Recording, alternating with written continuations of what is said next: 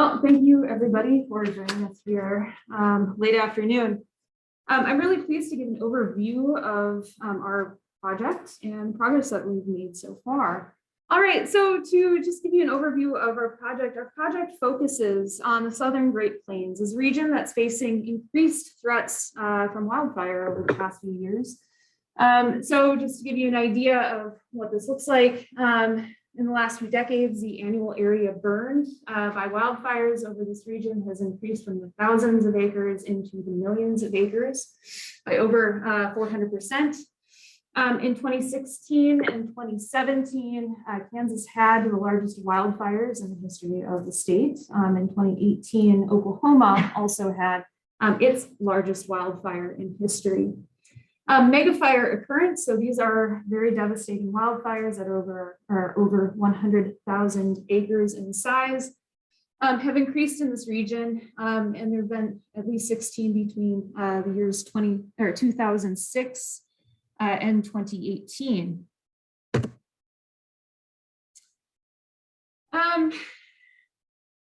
This region is also very important in terms of a site for grassland conservation.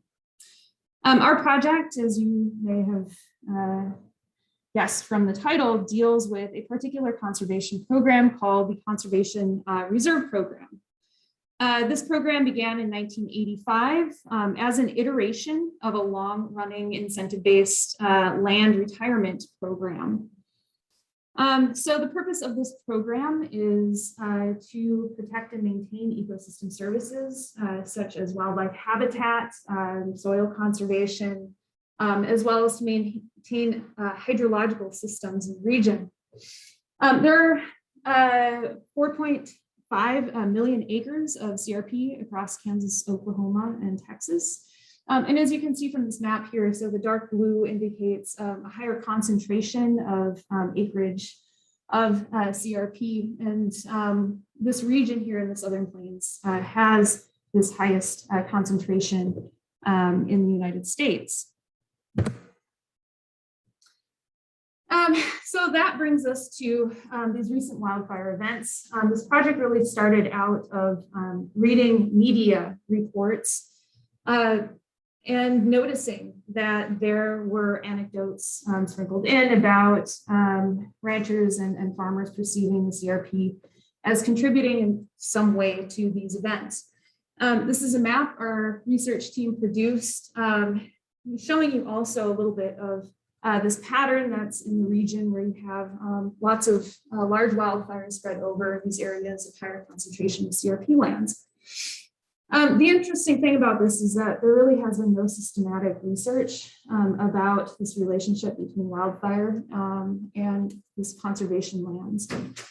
And so this is where our Global Food Systems project steps in. So our overall project aim was to determine how perceptions of wildfire risk on CRP land may influence land management practices in agricultural food production systems in this Southern Plains region. This region, of course, is very important in terms of agriculture. It has over 250 million acres in agriculture and representing about 28% of agricultural land in the US.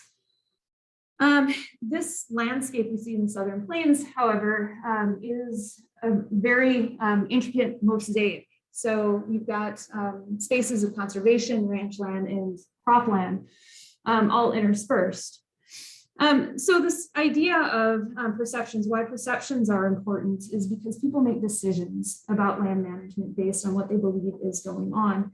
And so we wanted to explore this idea to see if there were actually these widespread perceptions of the CRP contributing to wildfire events, and if so, how people were responding to that.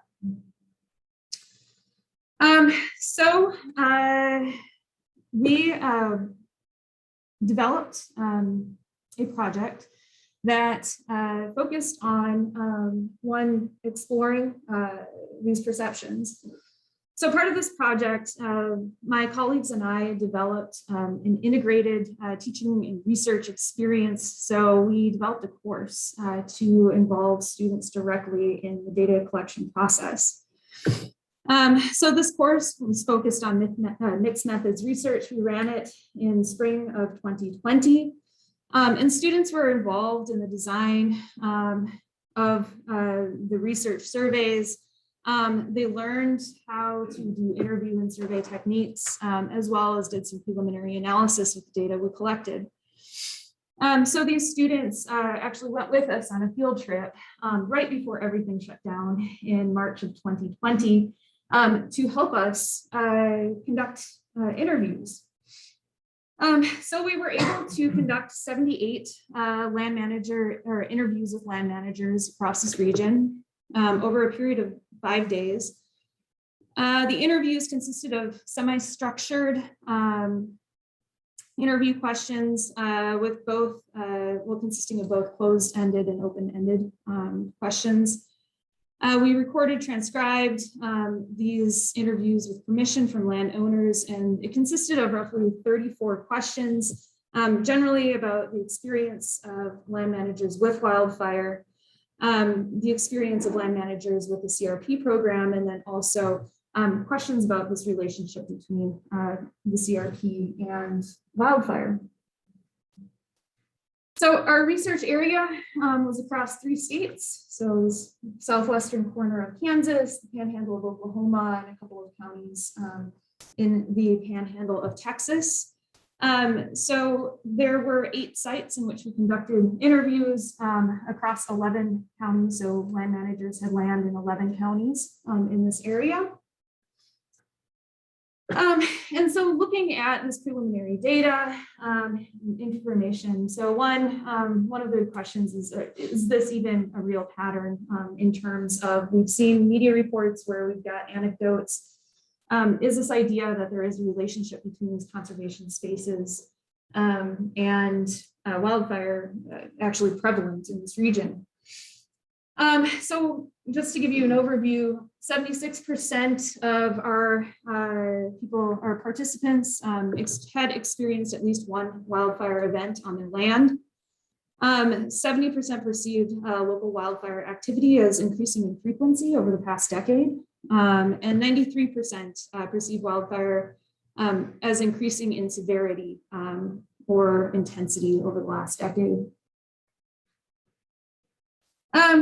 So in addition to looking at just the general responses, we also looked and did some qualitative analysis with the interviews, especially with the open-ended questions asking about people's experiences with wildfires and their beliefs about wildfires in the region. So we coded this using the software program NVivo, focused on developing thematic categories and identifying narratives associated with the perceptions of wildfire in this region. So we looked at what do land managers perceive as the main factors in contributing to increased wildfire risk, and how does the CRP fit within rural land manager perceptions of this risk. So there were, so in terms of the perceived main factors for wildfire risk, they fit into 3 main categories. The first one is shifts in weather patterns. The second one is shifts in landscape composition. And the third narrative strain is shift in land management practices, including CRP. So in terms of weather patterns, a couple of things occurred with this. One, we weren't surprised to see that drought and dry conditions were a strong theme in these interviews. Roughly a third of participants identified these conditions as being one of these main factors. One thing that was a little interesting that came out was about a fifth of the participants identified weather patterns in particular as contributing to the shift. So an example of that, a quote from a rancher in Texas County, that would fit into this theme was really it kind of works in the opposite way you think it would, because the more rain you have, actually the more fuel you've got the next year, because the grass then, well, it just, I mean, it will just grow. And then winter hits and one mistake and all those other things. The second theme that we identified is landscape compilation. So part of this is an encroachment of nuisance species. So this includes red cedar, as well as species of grass such as old world bluestem that are introduced to the area. So we don't have a huge number, but still over 10% identified nuisance species as an issue. And part of this could be because there's a gradation from east to west of areas basically where this is more of an issue than others. But we have over a third of our participants talking about the expansion of grassland in general in the area. So an example of this, there's a quote that talks about this is, every quarter section was a different crop. So there was usually a way to stop fires once you hit a wheat field or something. But now there's big blocks, sometimes 500, 600, 800 acres of grassland in a big block. Well, there's nothing to stop that in a wildfire on those windy days until it hits the highway wheat fields. I mean, there's really nothing a person can do. In this third theme, so we see it in three different aspects. So this third theme is land management practices and shifting land management practices in the region. About 20% of the participants identified no-till farming as an issue contributing to wildfires.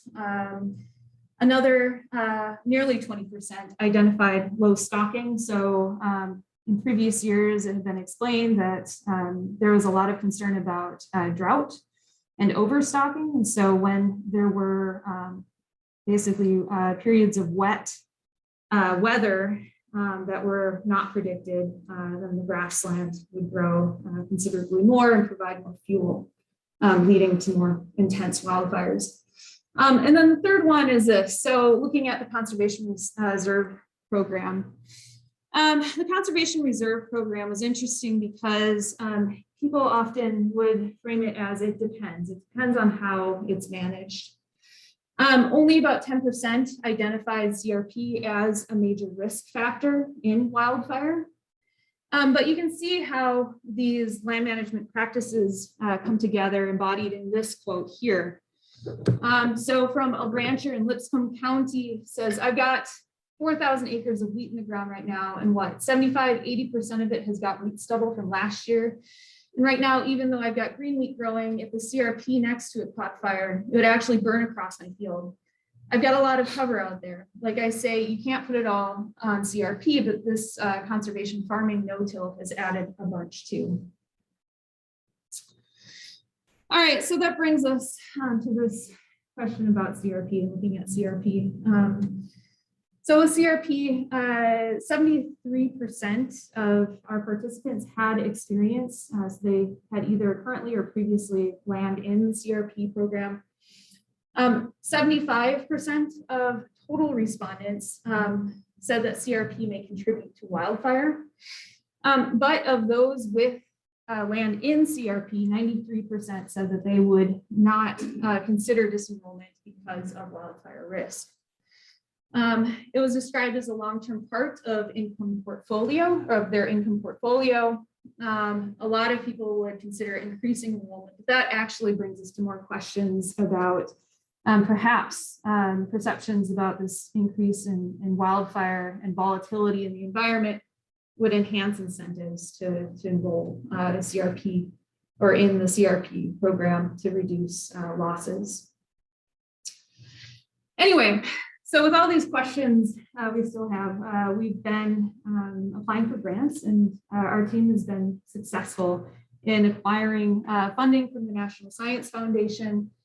And so I and Jason Bergtwold and Marcellus Caldas, as well as Ignacio Ciampiti, are now working on a program expanding the study across the greater Great Plains region. And we'll be doing mail surveys, some more interviews, but also remote sensing analyses to actually look at this question of, is CRP actually making a difference in wildfire spread over the region, as well as conservation tillage and some of these other conservation practices. We also receive funding from K-State, from the Chapman Center, and are currently working with 3 undergraduate student research interns as well, and looking at different branches of this project. This project also facilitated a lot of connections with industry. In particular, it helped facilitate this relationship with the USDA's Farm Service Agency.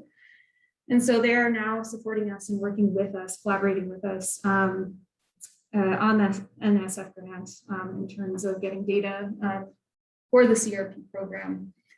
So we have support from both national and regional branches in terms of collaboration and data sharing. It also enabled us to build connections and collaborations with ranchers and farmers across this region as well.